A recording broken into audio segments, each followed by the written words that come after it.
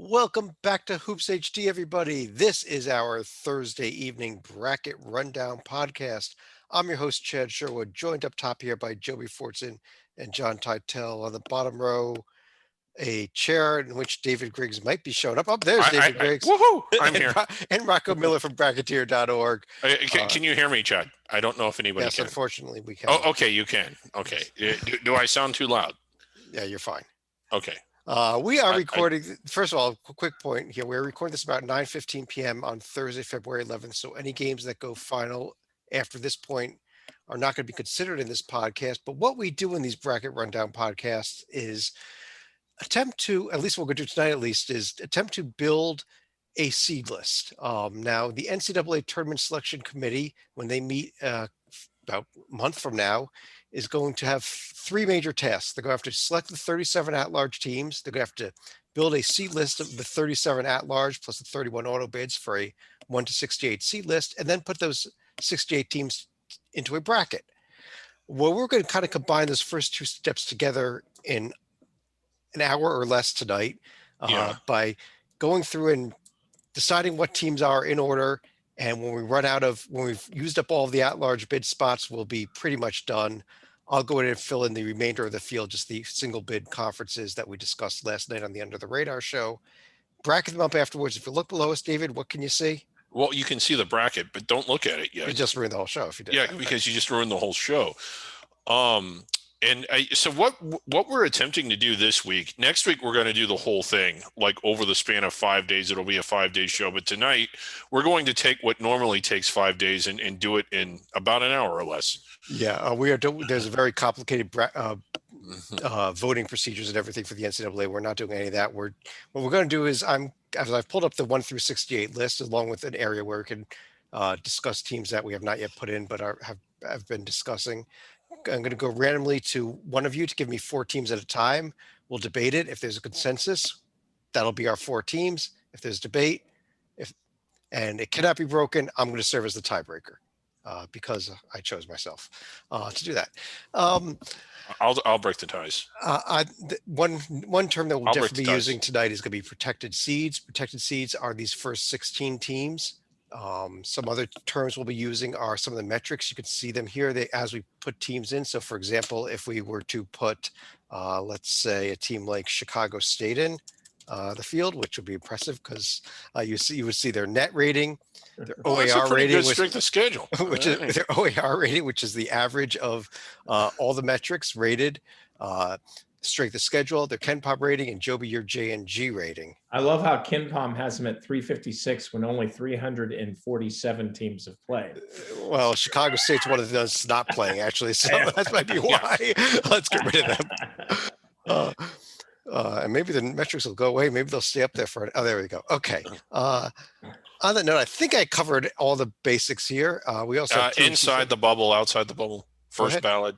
Go ahead, define them, David. Okay, a first ballot team is essentially on the first day, the committee puts up to 37 teams into the field. Each of the 10 members vote for 37 teams or up to 37 teams. Any team that gets 8 out of the 10 votes is into the NCAA tournament on the first ballot. So that's a first ballot team. You're looking at basically the top 7 or 8 lines in that system. Inside the bubble means you're sort of below the first ballot, but in the field. Outside the bubble obviously means you're not in the field at all.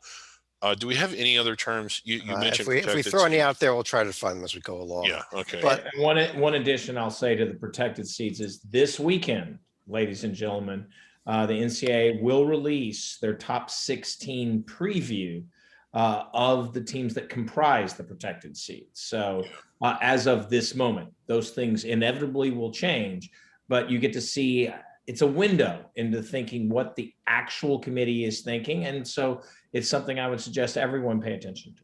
Yeah, I believe it's scheduled for 12:30 on Saturday on CBS if you're looking to watch it.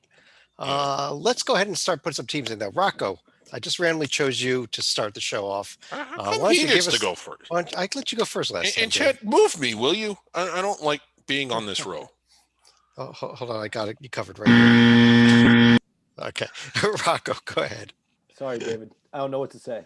But let's go with Gonzaga first. I'm flip-flopping after the win at BYU. I think that just barely tilts the scales with Baylor being on shutdown. A couple more relevant wins. They're 11-0 against the top three, whereas Baylor's 9-0. It's splitting hairs, but Gonzaga is balancing out just a tiny bit better for me. Baylor number 2, and then Michigan 3. Hope to see them back on Sunday, and Ohio State as number 4. Right. John, do you agree with him, and do you agree with that order? Yes and yes. No veto. No veto. I think that, well, let me throw it out there. Joby, David, either one of you disagree at all with this here? Because I think this is, sorry, Rocco, I think I gave you the easiest line of the Well, Yeah. No, that's fine with me. the debate here, because I think Ohio State has established themselves clearly as the 4. The debate here is Gonzaga or Baylor. It's the debate the committee will have. I think it's interesting in both the J&G and KenPom, after the BYU win that Rocco mentioned, the Zags jumped back in front of Baylor. And part of that also is because Baylor's on pause. Baylor will have opportunities down the road, Oklahoma State, Kansas, and of course the Big 12 tournament to really pass Gonzaga. But for now, I am in concurrence with Rocco that the Zags have it by a nose. I'll be the only dissenter. I know that I can't switch the vote by myself. I like Baylor's paper better. If the two played each other, I would probably pick Gonzaga to win the game. So I'm not going to go too crazy about them being ahead. But I think Illinois, Texas Tech, and Texas are probably better than anybody Gonzaga has beaten. Now, again, Gonzaga has beaten some really good teams, particularly West Virginia.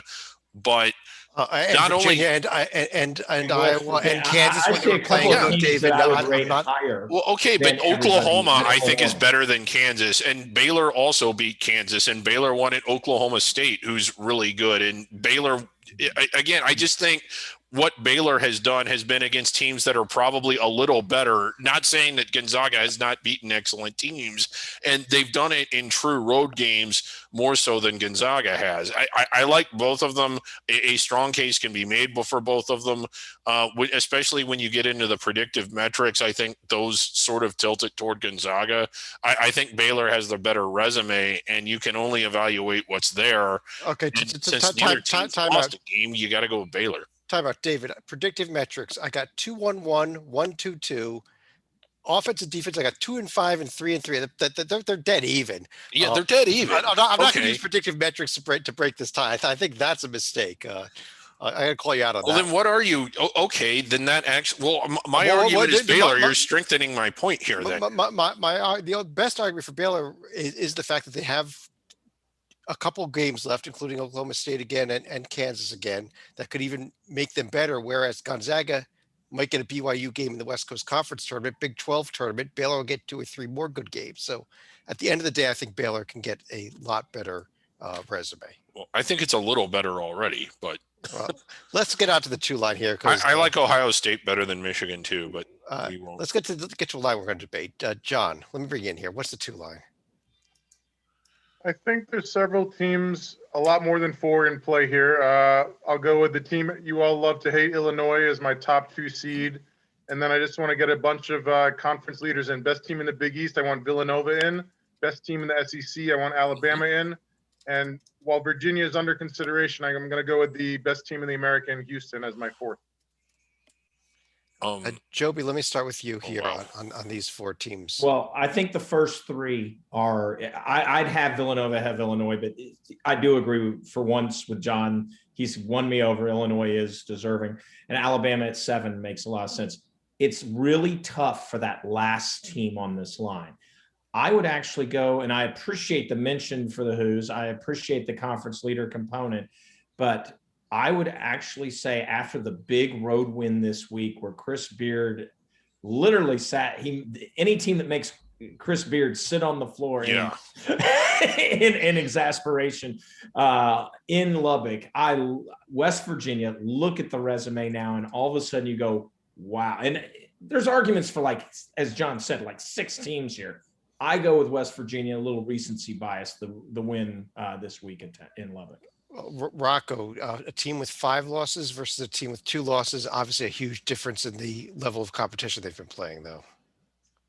Yeah, huge difference, and both have beaten Texas Tech. West Virginia's done it twice. Obviously, West Virginia's got the great crossover classic tournament non-conference 3 wins, but unfortunately, they weren't powerhouses. Western Kentucky might be the best of the lot, or VCU, both bubble teams.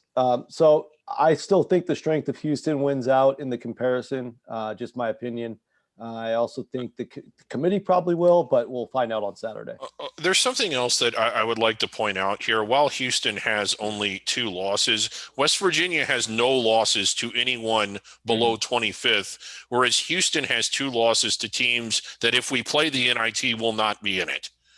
Right. But you could also say, David, that, if West Virginia had all those opportunities to lose to teams that bad, they might lose 2 as well. Well, again, we're supposing Houston actually did it.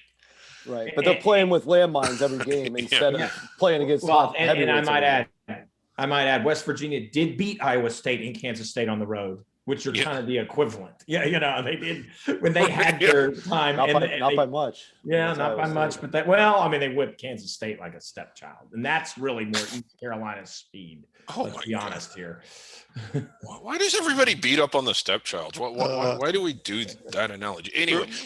Real quick, I want to just discuss Illinois for a second here. I personally agree with John as well. Illinois has finally won me over. But David, do you want to take the case why Illinois is not a 2 seed? No, I have, they've shown quite a bit. I actually have them on the 2 line. I did not have them 5th. I had them 6th. I really like the way they've been playing. I love the top of their resume, and I'm convinced. I think they're better now than they were a month ago, and they deserve it. They are a team I'd have up there. I'll tell you what, the problem we had here is we had 2 votes for West Virginia and 2 for Houston. As the tiebreaker, I'm going to go with John's original line here and stick with Houston. I think that overall record just, there's something attractive about that overall record, and that I think puts them on the 2 line for me. But is Belmont on your 3 line? Yes, they are.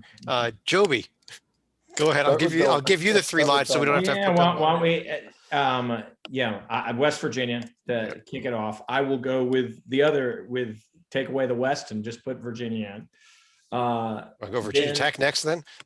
I know. I mean, well, if they hadn't lost recently, but let's go with. I just love that surging Oklahoma team. Maybe I'm Big 12 centric right now. In that, and despite the recency bias of let's be honest, a bad loss. In my opinion, I will. Well, Houston's already in the field, Joby. Yeah. I will pinch my nose and still say Missouri. What people need to remember is Ole Miss was actually favored in that game. That's what's crazy to me. But but Missouri, I will still keep here. Their resume. Maybe the Illinois win is booing them in a lot of ways, but I still like the overall resume for the Tigers. Well, Joby, I'm not certain who was favored that game because all I saw was that MISS was favored. So, Fair enough. David, let me start with you on the comments on this line.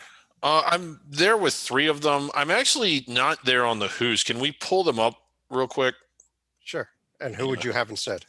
And again, they're kind of backing into it, but I would actually have Texas Tech ahead of them and probably Texas as well. But let's go ahead and look at Texas Tech first. Go with one you're going to make a better case for. So Texas Tech. Okay, so why Texas Tech over Virginia? Okay, I mean, I like the wins at Clemson and at Georgia Tech. I think Notre Dame is a little bit of a mirage as a Tier 1 win. I actually think the NC State win might be slightly better, even though it's down in Tier 2. And look at Texas Tech just topping out with Oklahoma, who's way ahead of Clemson, and Texas, who's way ahead of Clemson, and LSU, who is probably ahead of Georgia Tech and Notre Dame. And their worst loss is to an Oklahoma State team or a Kansas team that we're easily going to put in the top half of the bracket. Virginia, while it was just a one-time fluke, and I think you don't want to weigh too much into it, but it's there on their resume and it's not on Tech's, the loss to San Francisco. So I think the top is better, and I think the bottom is not as bad. And honestly, I just think Texas Tech is really damn good. Well, Rocco, what do you think about those arguments? I like those teams. I actually have a team that we haven't mentioned yet in this line. Okay. which would be the Tennessee Volunteers. I think their wins are getting better with age. Colorado just came off a big win a little bit ago on the road, so that win looks a tiny bit better right now. Obviously, Mizzou, as Joby alluded to, had a rough night yesterday, but just a great overall road win for Tennessee there. And they've beaten Kansas and Arkansas. The jury's out on Arkansas, but it's still a nice win. And some more good stuff on the road with Kentucky A&M. I know they're not tournament teams, but it's in the top 2 quads. Their net is obviously doing well. So it's tough. It's splitting hairs, but I think they should be in the discussion at least. Well, John, let me turn to you. We've got 3 teams now being batted around for one spot with Virginia, Tennessee, and Texas Tech. I've been unimpressed with Tennessee over the past couple of weeks. So if I had to take one out, they would be the one I take out. All right. What if you had to take 2 out now? Let's leave it with the Texas Tech Virginia argument because we still got to take one more out. I will defer to Joby and leave Virginia in over Texas Tech. And if you had to flip a coin between the Longhorns and Texas Tech, I would say the head-to-head that the fact that Texas Tech beat them in Texas should be the advantage. Okay, so we are kind of all over the place on this line now. Joby, do you want to defend your Virginia pick then? Yeah, I mean, Virginia being first place in the ACC. Go ahead and put Virginia versus Houston then, because they have similar-ish resumes, except Virginia's noted bad loss is better than, in my opinion, both Tulsa and East Carolina. Virginia is, regardless of whether the ACC is down or not, ACC is better than the American by a long way. Game in, game out. And Virginia is leading the ACC with only 1 loss to Houston's 2. So Virginia, Houston, don't even get me started if we're getting in the same category of team. So then you get to the taste of, all right, well then massive number of wins, Texas Tech, teams in the Big 12, Missouri. Fair enough. Debate and whether first place in a Power 5 conference matters more with fewer opportunities than the team with more opportunities, but more losses. That's the debate for what you like on a resume. Personally, I think being first does matter a lot in this particular case. And I would have both Houston and Virginia in this particular case ahead. And that's why the ranking is where it is. And West Virginia was my nod to the strong win total, precisely because of the win in Lubbock. Texas Tech lost this week. If the roles were reversed, maybe I would be reversing those teams. I'll tell you what, at the end of the day, I had 2 votes for Virginia, 1 for Tennessee, 1 for Texas Tech. So we're going to leave the line as it was. Joby, your line stays with West Virginia, Oklahoma, Missouri, and Virginia. Rocco, you had another thought on it? Yeah, I think Virginia is the top team at that group for me. Okay. And I think the debate would be on my end between Oklahoma, Texas, or Texas Tech and Tennessee. And I would take Tennessee and Texas Tech out of those 4. I wouldn't have Oklahoma yet. I would have them at the top of the 4 line. I just love how this Oklahoma team. Okay, well, let's discuss this real quickly here. John, let me go back to you. Does Oklahoma belong here, or should we have gone with one of the Tennessee, Texas Tech group?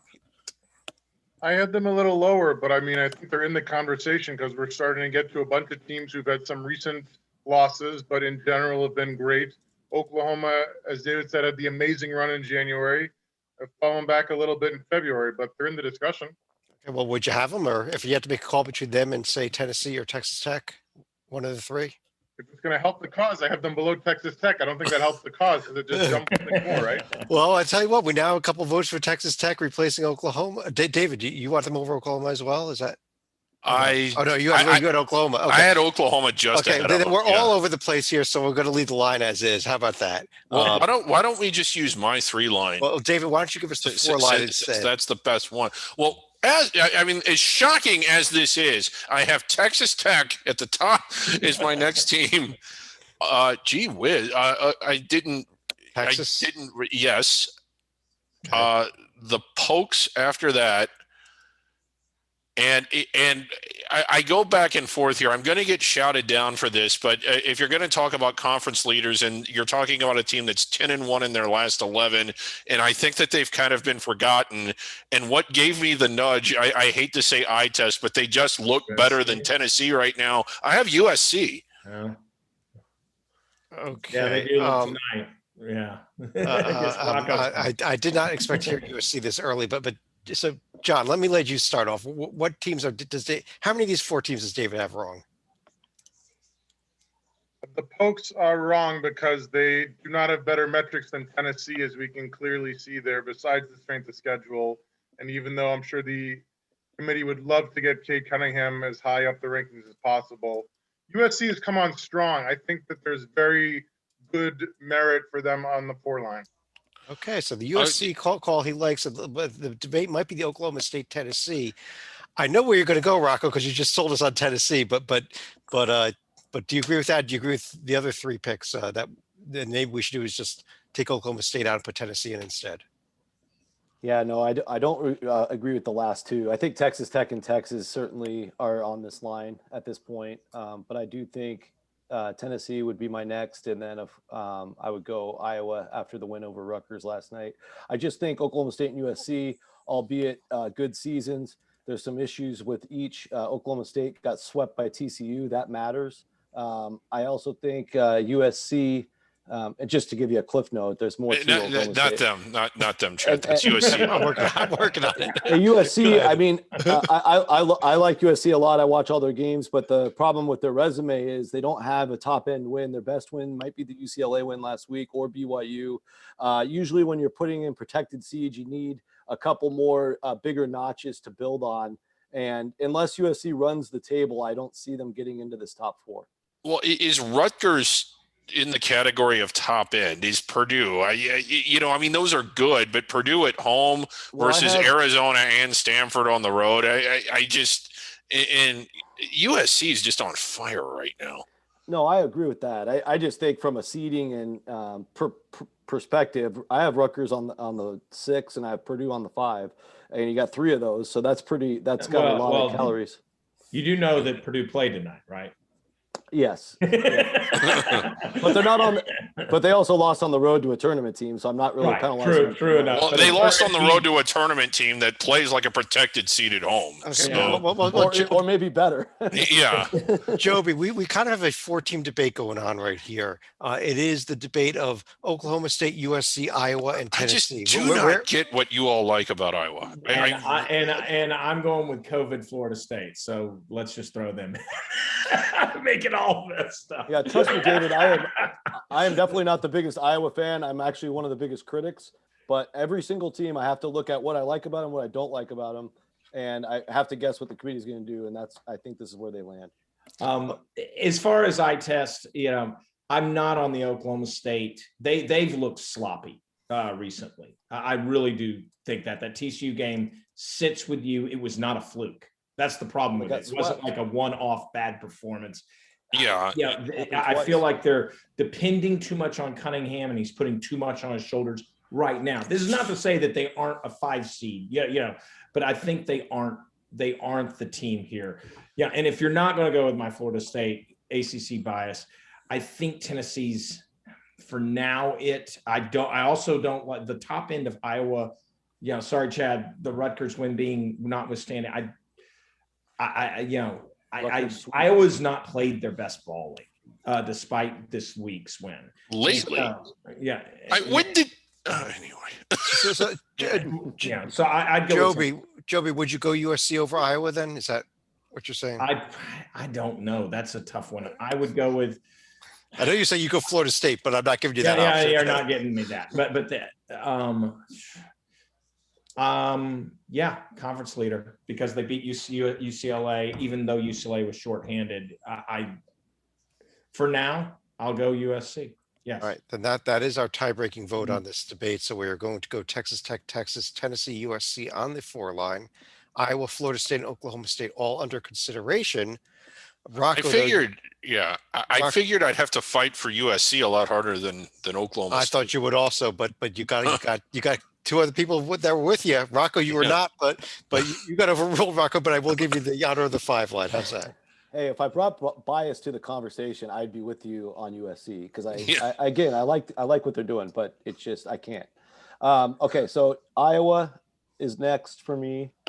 I know they lost recently. Actually, they bounced back with a win against terrible Nebraska yesterday. I'll put Wisconsin next. And then I will take Joby's Florida State. I actually think they can go way higher than this once they get back on the court. Just really tough to measure without enough data. And then I will stick with Purdue as my last 5. Okay. You're not, despite the loss tonight to swept. Minnesota. And the main reason is there's going to be a lot of weight on sweeping a number 1 seed, which they did. John, what are your thoughts on this group of 4? I like it. It's a very Big Ten heavy, but that's because the Big Ten is the best conference in the country. I think that if you need to throw a team under consideration, that we should at least consider a team like Creighton, but I don't have any veto. Yeah, Creighton is one of those teams that the resume is so hard to figure out with bad home losses, but good wins. But Joby, how about you? Are you with this? Are you with Rocco on these 4 teams and still leaving Creighton and Oklahoma State out? Yeah, I think I am, though. Oklahoma State's really tight with Purdue. The more you really, I think Rocco makes an excellent point on the sweeping of a number 1 seed. I think that is pretty powerful stuff when you really break it down. But Oklahoma State definitely deserves a lot of consideration. We know that David will go that direction. I will go Purdue on this. Probably. I'll go there. Yeah. Well, David, I think you've already been outvoted here, but you want to give your 2 cents on why you don't like Purdue. Well, no, I do like Purdue. I did have them on this line. So I just, as far as them or Oklahoma State, I just like where they top out. But there's nothing. I'll say that I think that there's more with Oklahoma State, but there isn't a singular game that's better than the win at Ohio State. And on top of that, that might be the single greatest win that anyone's managed all year. Okay. Because Baylor and Gonzaga have not lost at home, and I don't think Michigan has either. I'll tell you what, then we're leaving this line alone, and we're cruising along here. Actually, I've been. Well, yeah. You've been outvoted again on Oklahoma State. I think we're probably gonna get them on this line, but John, it is your line, and so you can put any 4 teams you want. I like Purdue more than Iowa, by the way. So it was Iowa that I would have removed. Let's put the 2 under consideration in because that's why they're under consideration. As far as 2 others, I think we got to get Kansas in here. They were free falling. They did stabilize a little bit with back-to-back wins this week. So I think that at least they're not heading downwards anymore. And they do have some nice wins on the resume.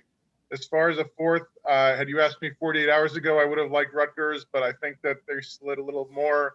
I think the Hokies should be under consideration, but after Colorado's big win tonight, I want to do the immediate recency bias and get Colorado on the 6th line. Colorado on the 6th line. Well, Rocco, you're a Pac-12 guy also here. Do we bump Colorado up to the 6th line with the win at Stanford tonight and pretty much dominated them all night? I think they're close. I'll do a full exercise later tonight, but so for the time being, I'll leave them just outside, but I definitely think they're worth talking about. I like them for what they're capable of, but I know the committee is going to hate that loss at Washington while they're in the 200s. So hopefully the Huskies can improve on that. Still some time. Anyway, I'll say that I also have Virginia Tech pretty high here. They're actually my number 21 overall. And I agree with Kansas. I agree with I actually had USC in here. So I'll move on.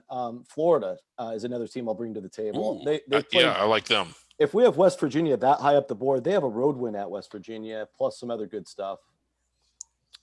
I have not sold on Colorado. Let's look at this. Let's look at Vodtech first of all versus Colorado, David, and let's take that as the first question mark here. Which way would you go? Virginia Tech. Okay. They've beaten a protected seat away from home. I guess Colorado has too. And I just, again, no real losses that you're holding your nose at all. I know Penn State has a losing record, but they're still a tough team to beat. They're, unquestionably better than Utah and Washington. I just think I haven't really been impressed with the Buffs. Maybe I've just caught them on the wrong nights. Now, I did think they played fantastic tonight, but that alone to me, it's not even close. It's Virginia Tech. Well, also, I think David made an excellent point real quick. I think if we are saying, if the real committee put USC at 4 seed, Colorado then also down board goes up a little higher because that win all of a sudden looks amazing. And I think a committee that thinks that highly of USC would think this highly of Colorado. Well, I don't think that highly of Washington. That's the problem. I Yeah, won't take any offense to that. The problem is, and the Utah home loss too. I mean, let's not ignore that. It is a tier 3 loss now, and it was a game they completely fell apart in. Well, come on, Utah whipped Cal tonight. Joby, Calipari or Berkeley? They Joby, won your by 1 thought, point. Joby, your thoughts on knocking Colorado out in favor of a Tech or Florida? Oh, don't I always love promoting Virginia Tech? Yeah. No. Virginia Tech does. It's kind of, for me, it's and Colorado's maybe in the next line. I'm not to disparage too much, but no, Virginia Tech, they beat what I would argue is the number 5. What we have is the number 6 on a neutral court. That means a lot. Then they didn't just beat Virginia; they pounded Virginia during a time when Virginia was on. It's the only loss Virginia has had since mid-December. So that has to account for something as well. So I'm Virginia Tech on this one. The team that I do question though a little bit. Okay. Sorry, Titel. I know you're high on them. I'm still not sold on Creighton. I'm sorry.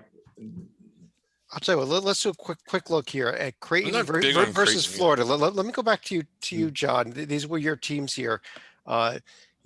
Should we have perhaps have Florida in here, whose profile is loading in a second, over the Creighton team that you chose? When you look at those, I guess 3 tier 3 home losses, 2 tier 3 home losses.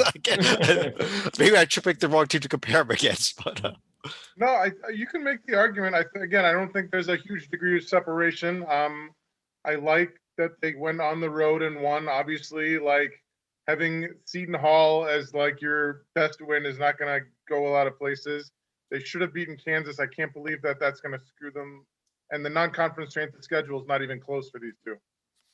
Yeah, but Rocco, when you look at it though, I look at Creighton. I see the tier 2 weight there. I mean, all those tier 2 wins have to count for something, don't they? Absolutely. Well, you look at it closer too. Xavier, Seton Hall, Connecticut, and St. John's. Those are 4 teams right in the mix for a bid. Certainly, Xavier and Seton Hall probably in the field. So that carries a lot of weight. Florida's got more of the top end weight, as we've said. So it's tough. I've got them right next to each other. I have Florida just a smidge above, but that's just more thinking on what the committee values more. I'll tell you what, let's go ahead and leave this as is then. I think I've heard a little bit of a split decision here, and we do want to keep going. I think Florida probably belongs here on the 7 line, but Joe Beat, it is your line. Yep. And I did want to throw another team in, but Okay. why? And we all know, and I'm not doing it just because the committee, because we're choosing what we are doing, just to clarify tonight. But one thing the committee does not do that bracket matrix folks are doing overly hard this year is they're taking the net and using it as a ranking tool. It is not a ranking tool. It is a comparative tool. That is what the committee, the nitty gritty sheets that Chad points up, you don't see prominently, oh, this net is higher than that net. That's not how it's done. It's how you set the tiers that come in. And one team, when you look at their nitty gritty sheet, it looks better than some of the teams that have been put in. I swear to goodness, blind resume, you never know what Clemson. It was Clemson. Yeah, because of people think of the bad Clemson losses. And when Clemson loses, they lose bad. But the fact by the score, not who they lose to, but by what the score. Yes, but by the score. But what they've actually done and what they've actually won. Alabama already in the field. Purdue already in the field. Florida State already in the field. Louisville will be in the field. North Carolina likely in the field. So it's I know David's going to focus on act, but versus means a lot in these neutral wins and no bad losses. So Clemson's my top one on this line, along with, why don't we now go, Chad? You'll be happy, Rutgers. I like Rutgers here. Then not Colorado or Florida yet. I think Colorado after tonight I can go with the Colorado, especially with the USC transit property. I'm not quite there on Florida. I'm going to go with Xavier. I'm going to go with Xavier.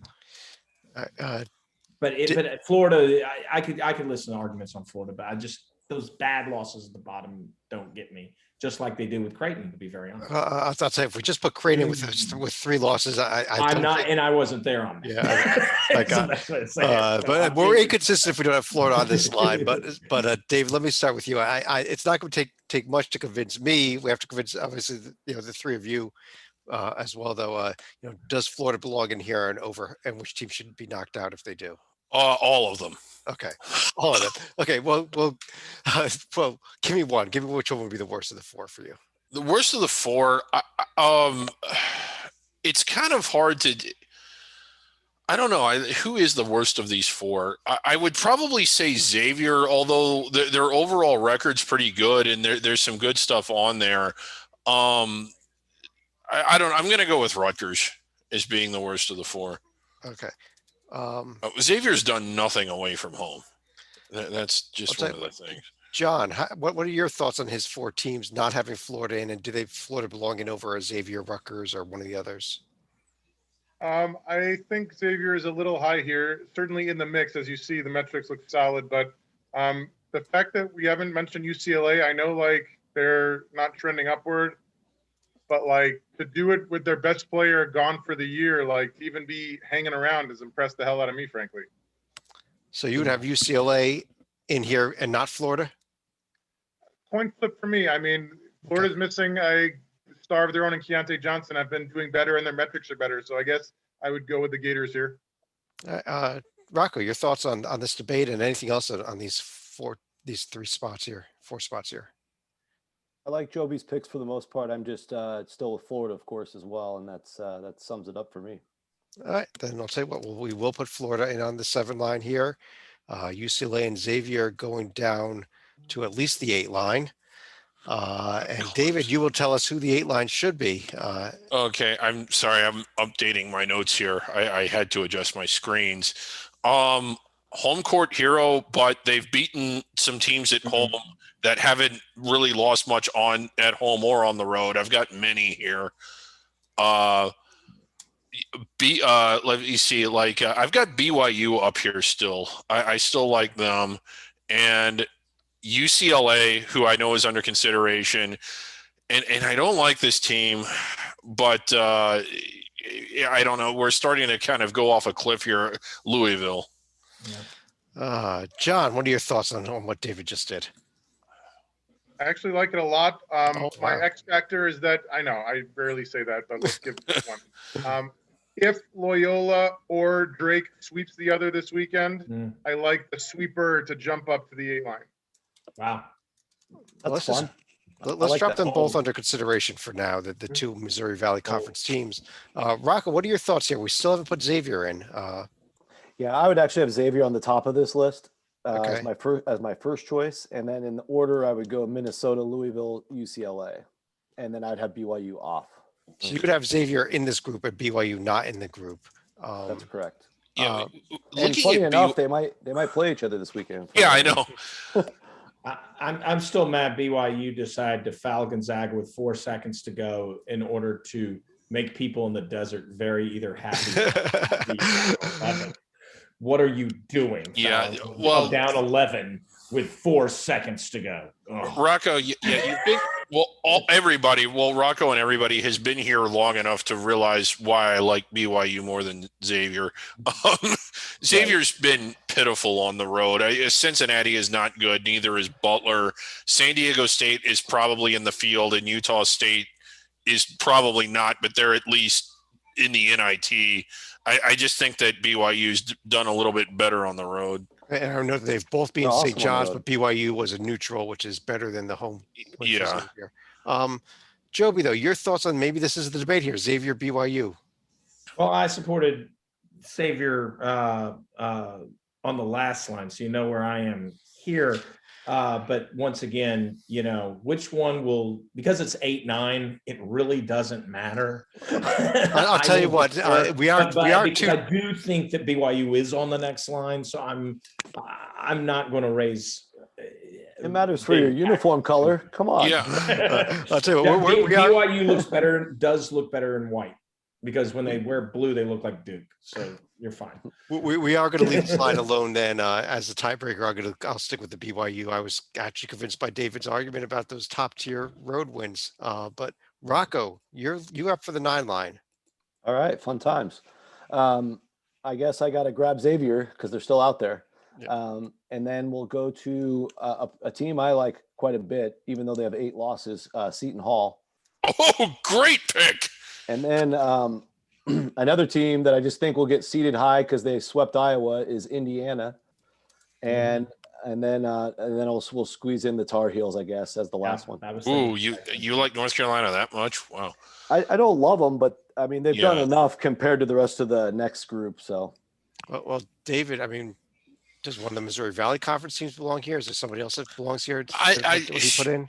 Well, I'm not gonna argue too much against putting Loyola up this high. I think that the only thing I think that when you look at this team's overall record, the team I'm about to say, you're kind of holding your nose. But if you look at their profile and look at how difficult their schedule is, I like Maryland a lot.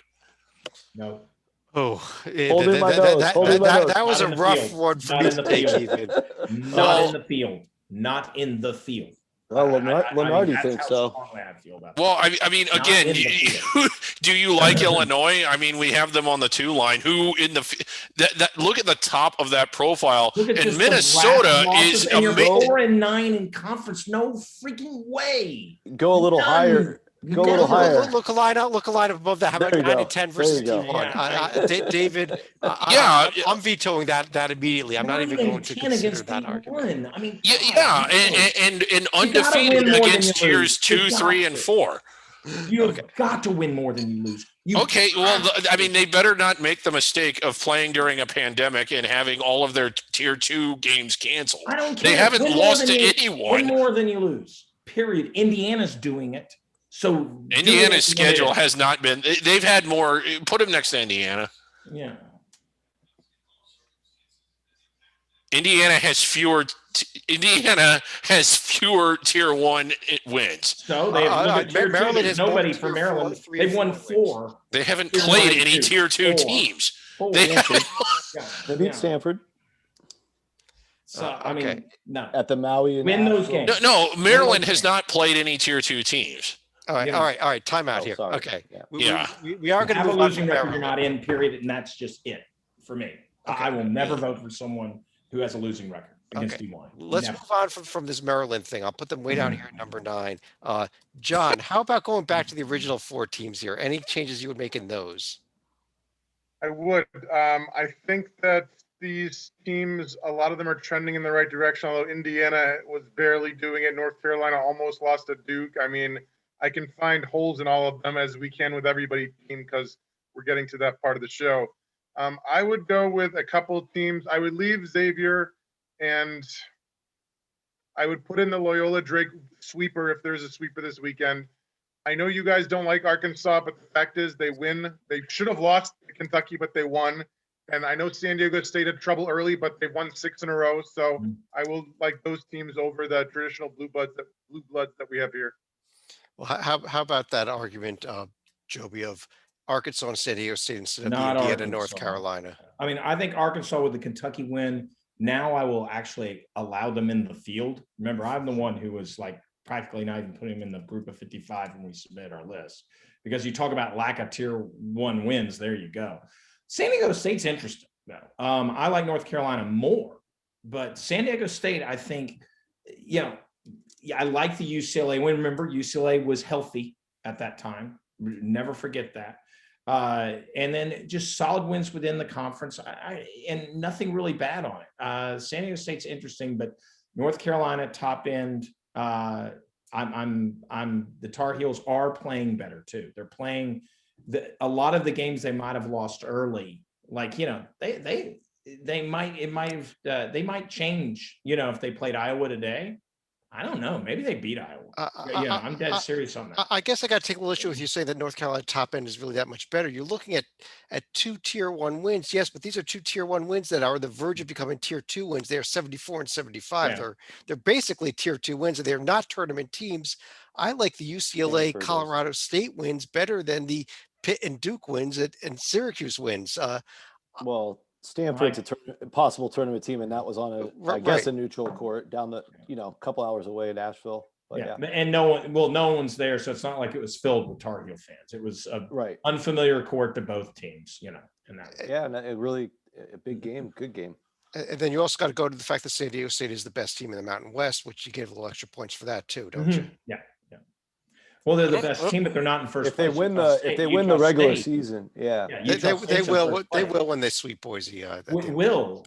Well, Utah State's in first right now. Right now. Yeah, Utah State is in first, amazingly. And they lost twice to those guys, so they got to beat them by a game. Yeah. David, are you with that pick here of putting San Diego State in above the Tar Heels? Yes, I'm not. Let's I like a lot of teams more than San Diego State. Let's make that flip here, and I'm going to go to John for the 10 line here. We've got 4 teams under consideration. We're going to put Loyola and Drake in now. I know we want to say what's going to happen, but I think we got to say where they are right now. So when you're considering them, I'll put them all in, and I'll put Boise under consideration. You put all 4 of them in. Loyola, All 4, please. Okay, all 4 in. Rocco, what do you think of his choice to put all 4 of these teams in here on the 10 line?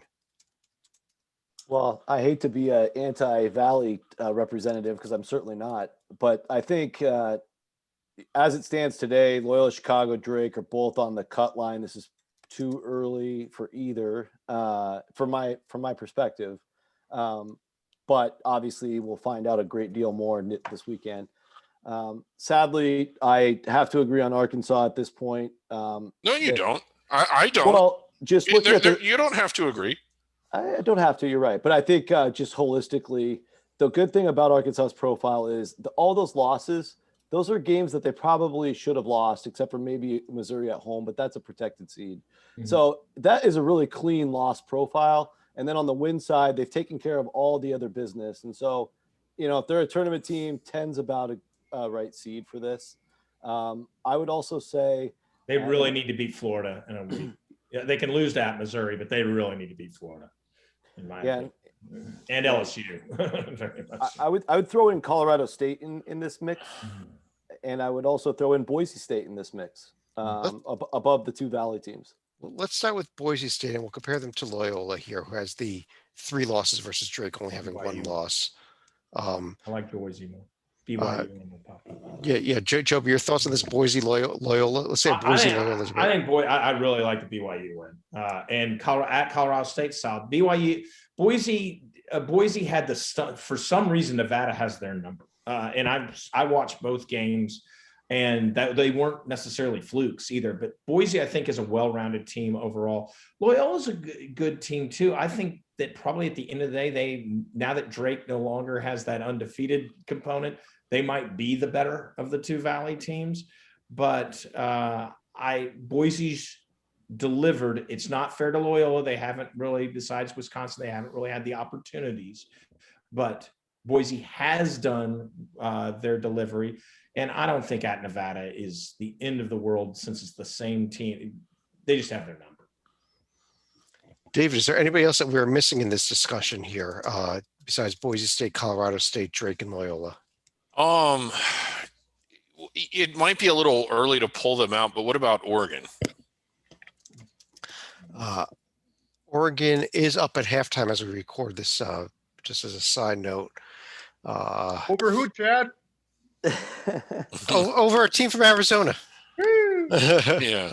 Well, and Oregon's a really interesting case. I'm glad they are because the loss to both Oregon State and Wazoo was very shorthanded, and I believe the committee will take that into consideration at the end, especially for seeding. Maybe not as much for selection. But. Yeah, and it isn't like to hang your hat on a neutral floor win against Seton Hall. While that's decent. I just kind of get the feeling that they're in this range. Comparing them to maybe Drake, there might be a little more there. Well, Drake. they haven't played. I mean, Yeah. it's hard to compare them to anything. That's a good point, but I as much as I like the Valley, and I know that to win all but one of your games is impressive, but God, to lose the one that they did, I mean, that is horrible. And didn't you say the other? Well, how much does that undo? Well, I think, it's a situation where they can't afford another Valley loss to non-Loyola. I think if they got swept by the Loyola, they're still in the picture and they got to beat everybody else. But once you lose twice, that's when it historically starts getting out of bounds. Okay. So I think they can afford that one, but now they're up against the gun a little bit. Let's go ahead and Rocco, you're for Boise over Drake in this line, I think, right? Yeah, Boise's my highest here. Yeah, and I heard that from Joby as well. So let's go ahead and put Boise in here. We'll take Drake out for now. Joby's an argument that we should take Loyola out for Oregon or Colorado State as well. Yeah, I hate to be all Mountain West on you, but I kind of like Colorado State more, but I'm not going to fight overly hard on it. It's one where if the crowd feels Loyola, you're not going to get screaming in front. I'll tell you what, Joby, why don't you give me the next 4 teams? I like Colorado State here. Okay, Colorado State, and then we have Drake and Oregon under consideration as well. Yeah, love the Drake. Have to say that.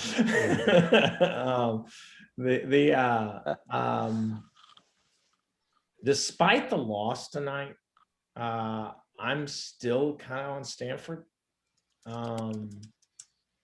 And boy, it's just a mess. I mean, it really is. So you're not going to go Oregon? I'm not in love with them not playing recently. I need to see them back out, but I guess because they're beating Arizona State right now, if they were down, I might view it differently, but with a win tonight, that would steady the ship and I'll go with them. All right, there we go. We have, and actually just as a point of reference, that would make Oregon the first of our first 4 teams, because we only have 3 at-large bids remaining after this. But John, let me start with you. What do you think of this as the 11 line? Decent. I still think that you can't put in 2 Pac-12 teams ahead of the best A-10 team. The sad thing is I don't know who the best A-10 team is, but one of them has to be on the 11 line. The best A-10 team is not good. I mean, I think I can't disagree with John on that, actually. And let's say, the Bonnies stayed the ship this week. Though St. Louis did too. I will go with St. Bonaventure. Maybe it almost slipped my mind in a lot of ways because of the A-10. Well, yeah, because there's nothing there. St. Louis is I've long championed the A-10 for the entire history of Hoops HD. Those teams are not as good as the ones that you have ahead of them. Well, go ahead and put down there the team with the best record in A-10, which is VCU. They're not. I'm just saying consideration. Please do not just say, "Well, we have to have an A-10 team in there." No, you don't. You do not. You really don't. You're exactly right. You're exactly right, David. Yeah.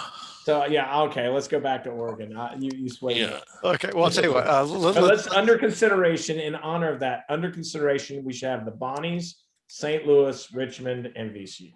Okay. Entire Atlantic 10. Do I hear any votes for putting Fordham under consideration as well? No.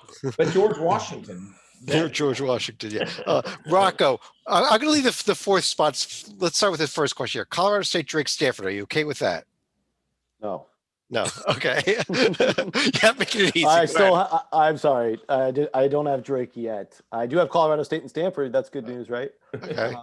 And I'm going to hold my nose because I really, I've been having a hard time with this team all year.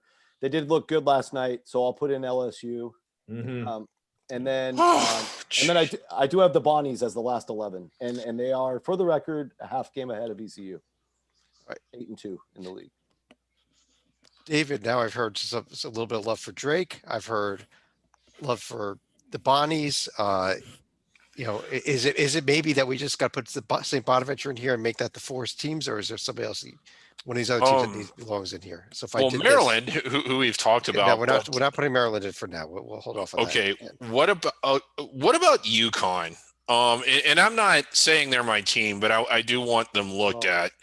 And another team that I like more than LSU, but it's the same conference. They had a hell of a week. Ole Miss. I'm feeling you on that. Yeah. All right. I think this is the messiest under consideration board we've had all season. Well, one more. We're reaching that Western point. Kentucky, put them up there. Yeah. Well, at least they're the auto bid. I should have said Yeah. Western Kentucky. Actually, line number 44, we should be putting Western Kentucky right there. Just put Western Kentucky, and then Western Kentucky would clobber St. Bonaventure. Then we can have the play-in games be all on the 12 line. Well, I'll tell you what. Western has a very legitimate argument to be better than all these teams. I'll tell you what, let's leave it with this here. I've heard a couple of you liking Drake, a couple of you liking the Bonnies, so we'll get them both on the 11 line. By the way, the Bonnies being the first A10 team for the purposes of this exercise, they're the auto bid winner from the A10. Okay. So they're not taking an at-large spot anyhow. Western Kentucky, let's put them in there on top of the 12 line. They're an auto bid winner anyhow. I think they're going to be somewhere on that 12 line, no matter what, whether it's above or below the at-large teams, doesn't matter. But there are 4 spots left. And there's 4 of you. So David, I'm going to start with you. We're going to go around. Just give me one more team to put in there. Maybe one of these 7 that are under consideration, maybe somebody else. Well, my somebody else would be Maryland, but I want to stay. I want to adhere to the committee exercise. So if there's a unanimous vote against them, which I think it would be, my next team would be Ole Miss. Okay, let's talk about Ole Miss, and then we'll talk about each of these one at a time here. John, Ole Miss is a team that we have not discussed at all this season about being an NCAA tournament team. We haven't discussed them in about 5 years. Are they really suddenly with that one win right there? It was 2. No, certainly trending in the right direction. The reason we haven't talked about them is because they're 6-6 in their conference. They're 3-5 on the road. Bad non-conference. I'll stop. We could spend an hour on what's bad about Ole Miss. They're having a great February, and they deserve to be in the mix. LSU, I don't like them better than Ole Miss as of today, but they have better metrics across the board. Let's pull up the LSU profile here, and Rocco, what are your thoughts on? You don't trust me? No, we don't. They won I trust you, John. I trust you, John. Well, okay, they won at Ole Miss, but that's not that good of a win. Look at what Ole Miss has done. I'll tell you what, it's not gonna be hard to convince me that both these teams are going out, but Rocco. I think John started off on with the right points. I just think, Tennessee, Mizzou, home wins, that's going to carry some weight. It's a good foundation to build on. They got to they just have some more empty calories to fill. Getting swept by Georgia, no bueno. Getting beat by the Shockers at home, no bueno. So they're still a little unbalanced on the bad side for me. But a couple more big wins, like they got a chance to play in Columbia, a bunch of more manageable games. If they stay playing like this, I think they can get there. Okay, I'll tell you what, John. Let me go to you then. Let's pull back Ole Miss for a moment. Give me a team here for the first 4. LSU. LSU. Okay, I've heard a lot of love for LSU from several of you. So Joby, why don't we keep going here and try to get the second of the first 4 teams in? Well, you didn't take my vote because I vote for Ole Miss over LSU. I'll put Ole Miss as my vote here. I'm dead serious. Okay, well now there's been 2 of you that like Ole Miss. So if we want to go with the consensus committee approach, LSU and Ole Miss are both in. And I guess let's cycle right back around. David, we got Oregon, UConn, and 3 A10 teams. Oregon and Maryland. Okay. Oregon, Joby, are you on Oregon? Yeah, Oregon should be here. Okay. I agree. How about John? Why don't you give me the last team here? Oh, sorry, Rocco. It's actually up to you. Why don't you give me the final team here? Final team. Or you can give me an auto bid winner, and we'll go one more line. I mean, that's fine. Belmont. Yeah, the next team. Belmont is looking really good right now, by the way. VCU. VCU. I think I do like the idea of putting another A10 team in, although we then leave UConn out by doing this. That's fine with me. Okay. Don't do Whoa, it. lay down, Vecchio. I will say, UConn doesn't have the profile to get in my opinion, right now. But if the committee talks about Bo Knight not playing, that changes the whole game. But you can't. I mean, it's crazy because they have a limited profile like Oregon. They both have injury and COVID issues to discuss in the committee room. They're probably definitely tournament caliber teams when full strength. But will they have enough data to back that up? I mean, these are big time storylines that are building towards March here. Yeah. Both teams. Just a quick note, for bracketing purposes, LSU, Ole Miss and Oregon are basically going to end up being flipped here, just because LSU and Ole Miss being in the same conference wouldn't play each other in the first four. They'd probably flip Ole Miss and Oregon. But let me run through each of you. Well, actually, let me run through a couple of you here, starting with Joby on this being our first four: LSU, Ole Miss, Oregon, and VCU. Yeah, I can't fault it. What I like to do with first four is, and maybe this is a case for the teams on the under consideration boards. I like to do the two types of teams I personally like. I don't necessarily think the committee goes this direction. Are teams with a lot of good and a lot of bad. I think of that USC team from a few years ago that had like 3 tier 3 and 4 losses, but also had these amazing tier 1 wins as a playing game type. And the other one is the teams that just didn't have the opportunities this year, given COVID. Connecticut and Oregon kind of fit in that category. So, and St. Louis for that matter, for the amount of time they were out, but yet top 25 thought of. So it'll be very interesting to see how all of it plays in, because COVID adds another layer to that. But I can't really, I do think the 4 best teams on the floor are sitting there in those final 4. Rocco, is there anybody that we missed that's not even under consideration that is close? We're down to only 4 under considerations. I know they lost the other day, but I still keep St. John's under consideration. Yeah, I love the way they're playing last whatever 7 games, and the Villanova win keeps them alive even longer. John, anybody else that belongs under consideration here? Nobody I think is a egregious person we've left out. I mean, I think that I'm not, we're getting to hold your nose territory, so no. I think 2 teams that are out don't deserve to be in right now. I know but one of them is. Go ahead. But we should consider TCU has opportunities in front. And that's not where I thought you were going. Okay. Well, you know where the other. I'm saving the best for last because Zach will love it, and that is this Georgia Tech team's good. It is. It's legitimately a good team. So is Maryland. But Georgia Tech's actually over 500. And Georgia Tech actually has maybe the ACC player of the year in Alvarado and a very strong starting lineup. What happened to them is they didn't know what they had in Moses Wright to begin the year, and they lost to Mercer and Georgia State to start the year. And ever since, if you all of a sudden had them playing the right way in those two games, and you can't erase them. But if you all of a sudden don't start out 0-2 and start 2-0 in those quasi bye games, it wouldn't even be a question of Georgia Tech, but rightfully so. They lost the games they deserve to be out. But dang, I think they can make a run. I really do. One other team that we did not mention that I think should be on this board is Utah State. They are the first place team in the Mountain West, as we mentioned earlier. But what I'm going to do is quickly review for you here teams 51 through 68. We discussed these at length last night on our Under the Radar podcast. You want to find out more about them. But it starts with Toledo, Winthrop, UC Santa Barbara, Liberty, Greensboro, Wright State, Navy, Abilene Christian, Grand Canyon, South Dakota, Siena, Northeastern, UMBC, Morgan State, Texas State, Prairie View, Eastern Washington, and Bryant, all the way down to 68 there. What I'm going to do after we're done with this podcast is bracket this up, and you'll see the actual bracket down below us. On that note, I'm going to leave the screen up here and run through each of you for any other final thoughts on what we did tonight or anything else with college basketball.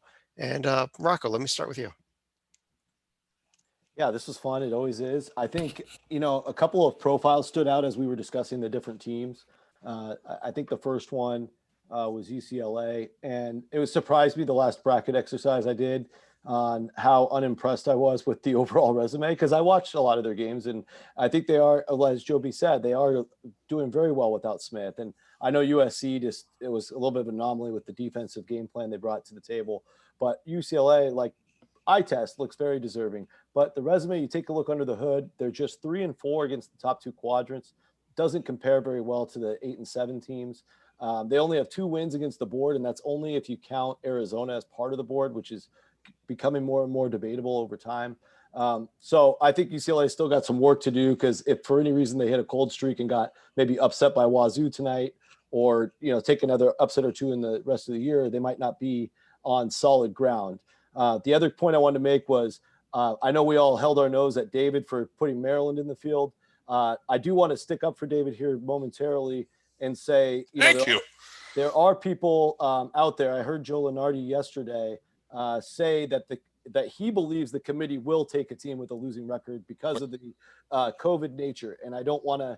Wait. Joe Lenardi said that? He said that, yes. So delete Maryland. Okay, so maybe we should know for sure they're not getting in, right? Yeah. But if anybody is out there putting that out there, maybe there is some revised guidelines coming from the selection committee. God, pray that they give us that information before we have to put our final bracket in on Selection Sunday. But based on everything we know, I think it is a hold your nose. But if they do get in, the point I wanted to make is they would get seated very high and shoot up to that 9 spot that David had him at. And if that all comes together, that's a great prediction by David.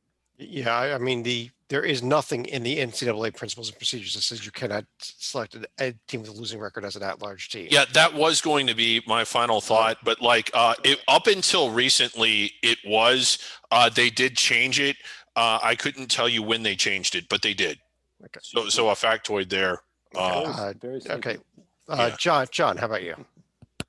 My final thought on the bracket is I like that 6-11 matchup, especially if we can get Kansas against Stanford. Stanford's coach Jared Haas, former player and assistant coach at Kansas. I think it would be fascinating to see him go up against his old school.